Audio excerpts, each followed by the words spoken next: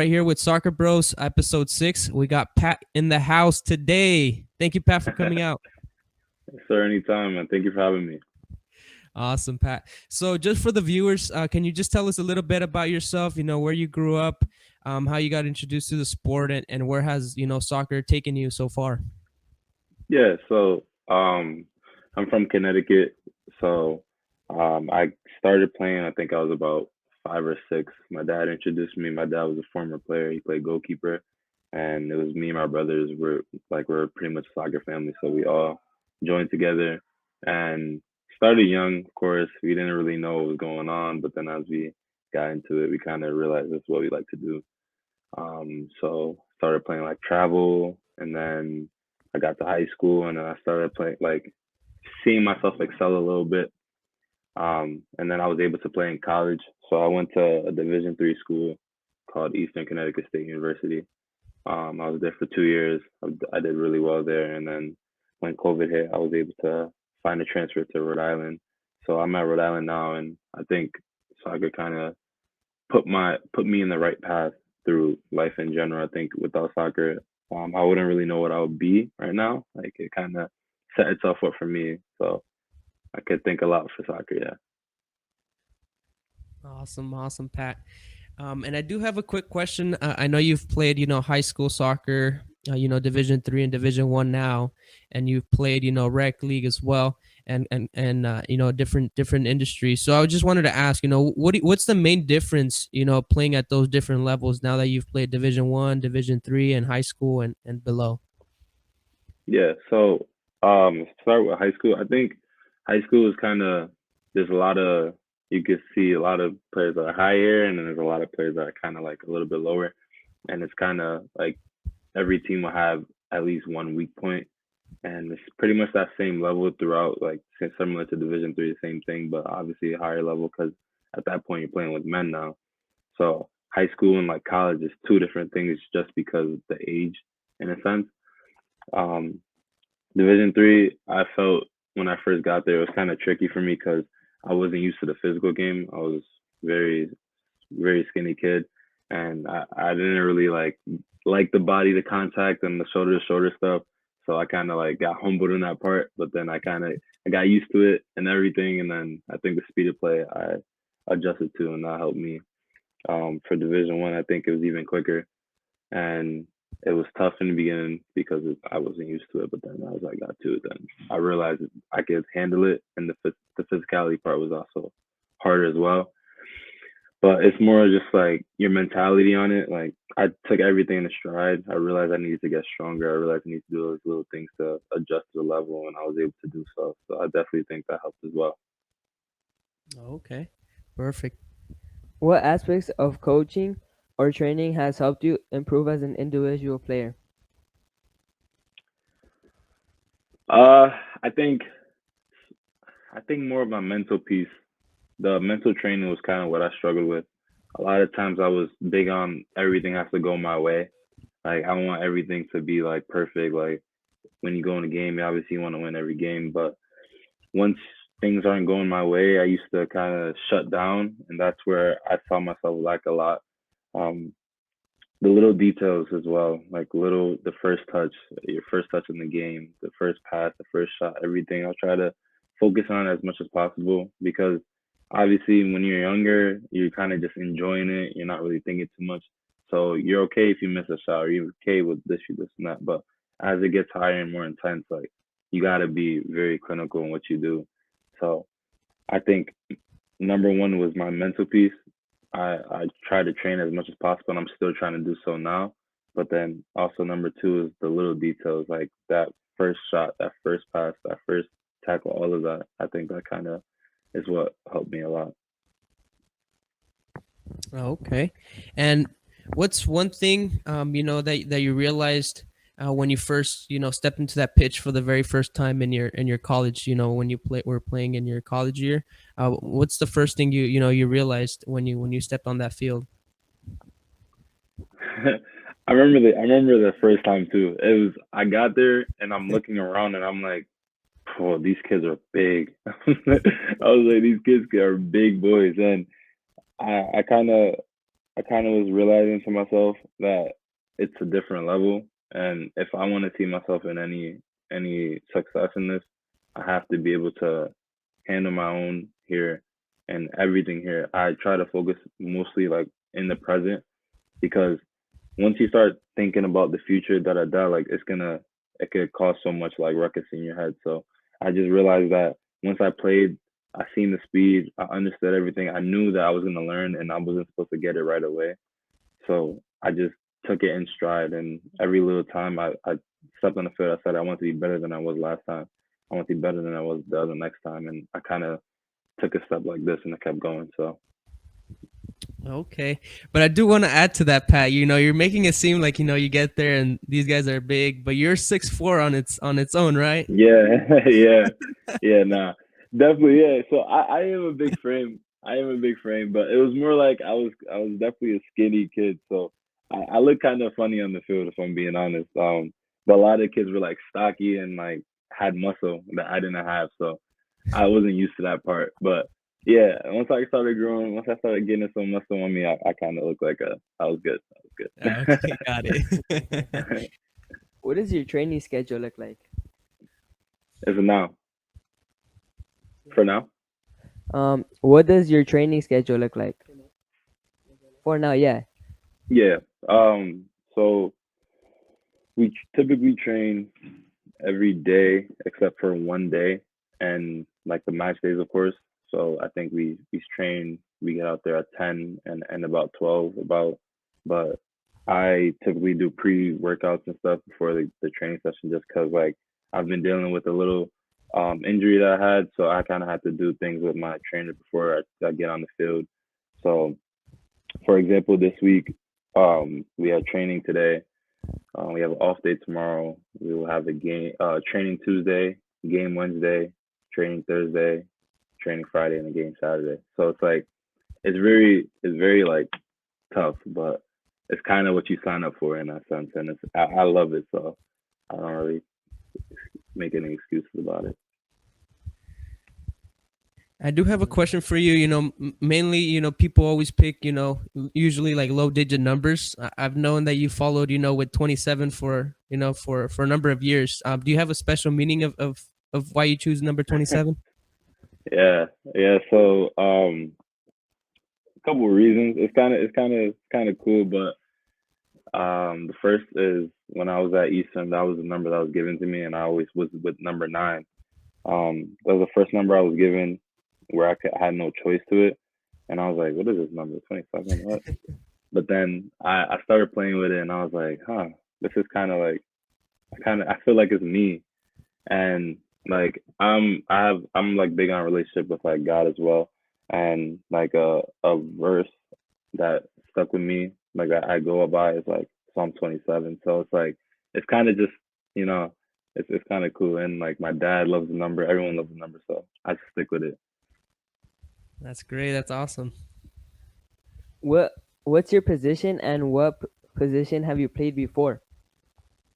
Okay, so I was I played 9, so I'm like a striker now, but in high school I played as a midfielder. I was a 10 and an 8. And when I got to college, I remember I asked my coach, I said, could I try playing the left wing? So I played left wing, and that was my favorite position I played thus far was the left wing. But then it's like I was 6'4" playing left wing. It's insane. So when I got here, they moved me to striker. So I'm like anywhere in the front three, I could play over there. Cool. And when you say you because you pretty much mentioned mentality, in a lot of different aspects. When did you start really taking that serious in your career as a football player? The mentality side of the game. hmm Um, if I'm being honest, I don't even think I took it serious until probably after COVID hit. Um, because at that before COVID, I kind of was just enjoying myself, enjoying being my friends, and like all of this. I was just trying to like have fun because you wasn't really thinking anything is gonna stop you. And once COVID hit, everything shut down, and I was just like, whoa, like I have to really re-examine like what I've been doing and stuff. And it made me realize is if this is what I really want, I have to work for it. So I found myself getting up early, like during when everyone's locked down, and I'll go on a run, or I'll be just juggling the ball in my front yard, like doing these things, and I'm like, why am I doing this? Like, what's my purpose for doing this? And then that's when I started thinking like, all right, this is what I want to do. So ever since 2020, I think I've switched my whole complete like mentality to talent isn't gonna take you everywhere. You gotta also add the hard work and the dedication to it and the passion to it. So I mean that's when I really started taking it to the next level mentally. Oh, okay. Do you have a routine before every game? Yeah. Nothing crazy. So typically I would wake up, I pray before, um, eat breakfast, make sure I'm drinking water, and then I'm just chilling. Like that's all, chilling until the game. Because usually our games are 7 p.m. So I'll just relax for the whole day. By the time it hits 4:30, four around like 4, I will take a shower. Um, I'll read, like get in my word, read the Bible, take some verses out. I want to kind of keep with me while I'm playing. Pray again, eat, and then just locked in for the game throughout. I just have my full faith into the game after that. And we did a little bit of digging, and we know that in high school, you played, pretty much 3 different sports. You played soccer, you played volleyball, and you did indoor track, if I'm not mistaken. And you were pretty hmm pretty good in all 3. Can you tell us a little bit more about those? Yeah. So obviously soccer was my number one. But I was just I'm like a kid that just wants to try everything. So in my mind, I was like, okay, I'm gonna play soccer because this is what I love to do. And then I was like, I want to run track, just like maintain fitness. But then I started loving track. I was like, whoa, this is actually really fun. Like I like racing against other people. And then in my high school, we had a volleyball team, and I never thought I was gonna play volleyball. But my brothers played, and they asked me, "Oh, Pat, you want to try volleyball?" And I was like, "Volleyball, okay." So I wanted to try it, and I just loved it. Like it was just so fun. It just made me like feel that I could do so many things and just enjoy it. Like, I don't have to only stick to one thing. And then it made me realize how much I really love soccer too. After I was like, yeah, I think that's the only sport I want to play right now after that. So it's crazy. It was a crazy experience, but I wouldn't take it back for anything. That's awesome.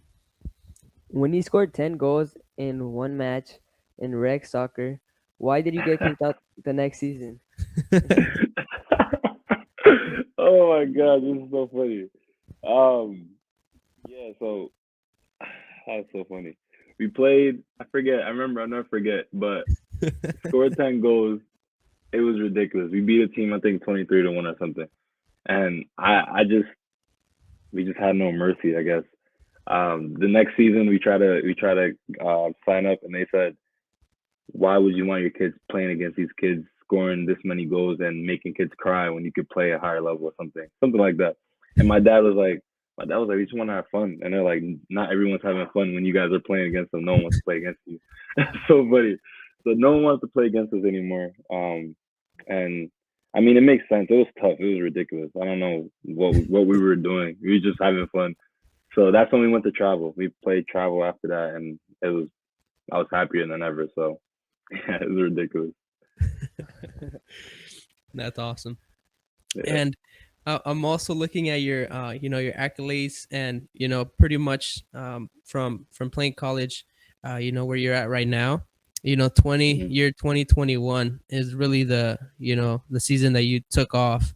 um, hmm and I believe you scored 10 goals and 6 assists in your 17 appearances.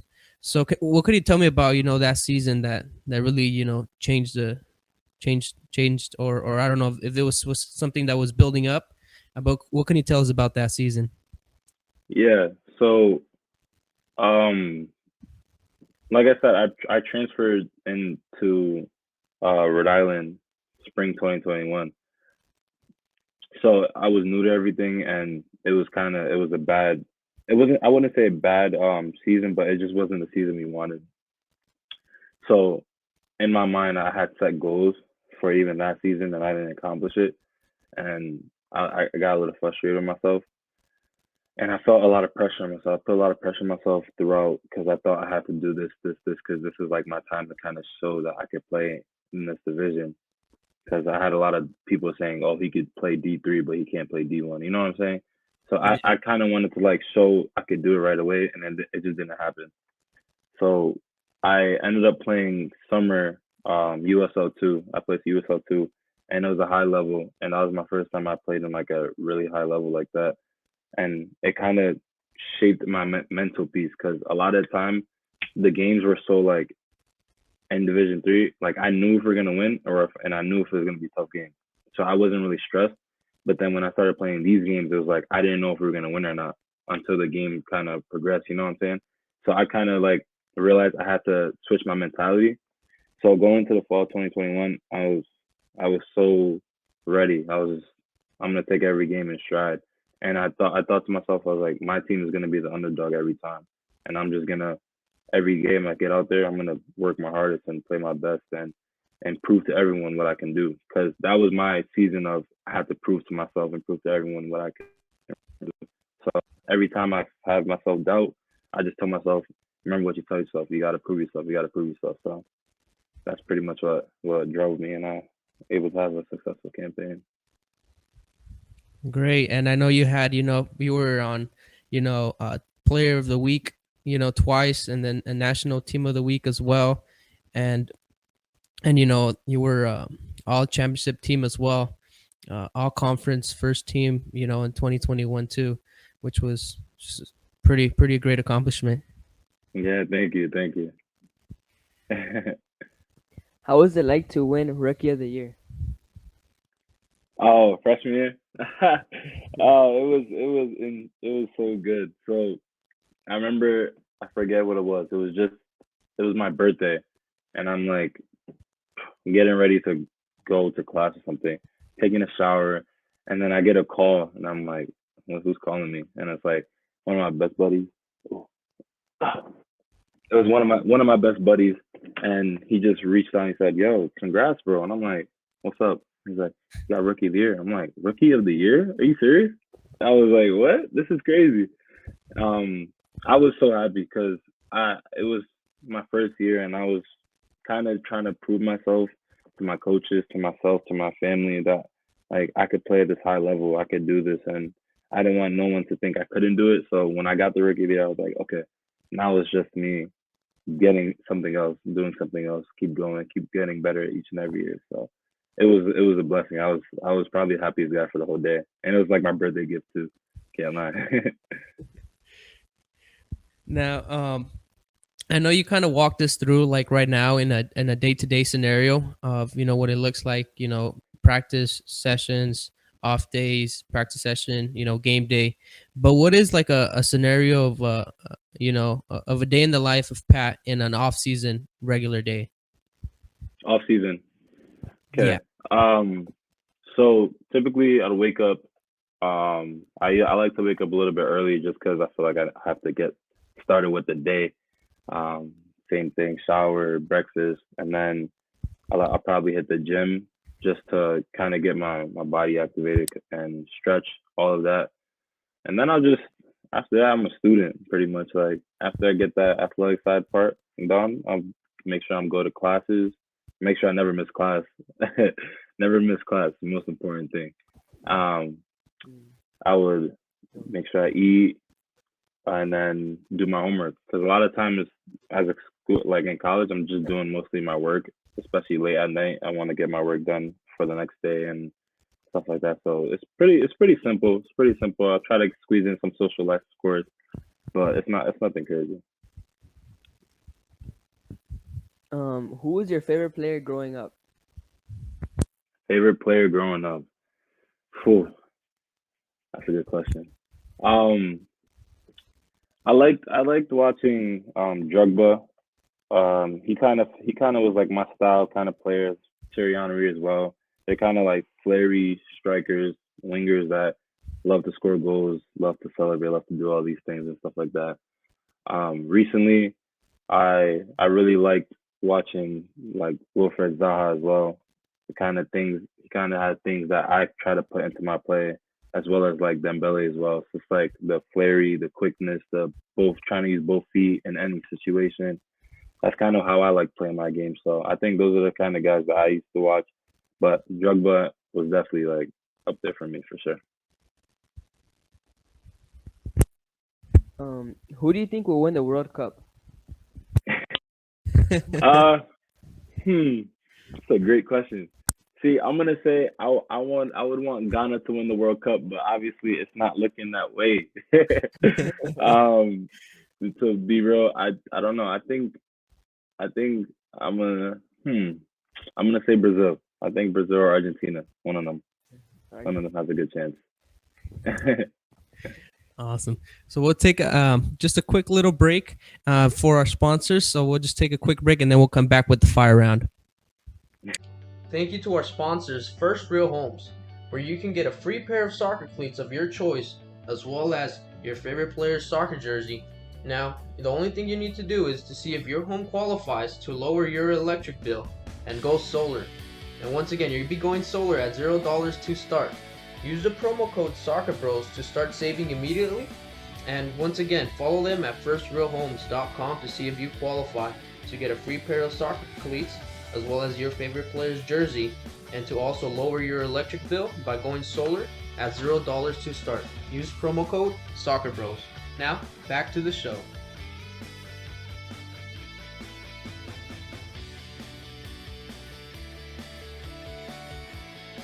Awesome. So we're back here with Pat, and we're ready for the fire round. You ready, Pat? Yes, sir. All right. First question: beach or mountain? Beach. Winter or summer? Oh, summer. Dogs or cats? Dogs. Cardio or weights? Cardio. Apple or Android? Apple. Sneakers or sandals? Sneakers. Pizza or tacos? Pizza. TV or book? Oh, TV. Scary movie or funny movie? Funny movie. City or country? City. Coke or Pepsi? Oh. Pepsi. Car or plane? Car. Instagram or TikTok? Instagram. Singing or dancing? I'm a dancer. Coffee or tea? T. World Cup or Champions League? World Cup. Right foot or left foot? Right foot. Swimming or walking? Walking. Messi or Ronaldo? Oh, Messi. No hesitation. Messi's my guy. Awesome. So that's pretty much, what we got for the fire round right here. And, looking back and knowing what you know now, what is one piece of advice, you wish someone told you, back when you were younger? Yeah. Definitely. It doesn't matter where you start. It only matters where you end. And I like that because I used to always compare myself to players that were in higher situations than me that I knew. And I always stressed that I was in the wrong environment. But now that I'm here where I'm at, like, who could care less how I got here? It's just the fact that I am here now. So I think the main thing is just don't stress about where you start. As long as you start, you're gonna find the end to it, and hopefully that end is where you were looking to be in the future. Awesome, Pat. And now, where can the viewers, follow you? If they want to get to know more about you, where could they, go out there and follow you? Yeah, so I'm on Instagram, Patrick underscore AGYY, and also TikTok. If you have that, I'm on that as well. Same exact thing, Patrick underscore AGYY, and yeah, that's where I'm at. Awesome, Pat. So we'll definitely put that, down below. And that's pretty much wraps up everything we got, for you today. Yeah, thank you so much for having me, man. That means a lot. Awesome, Pat. Thank you for being here. And that was episode 6. Thank you, Pat. Thank you. Anytime.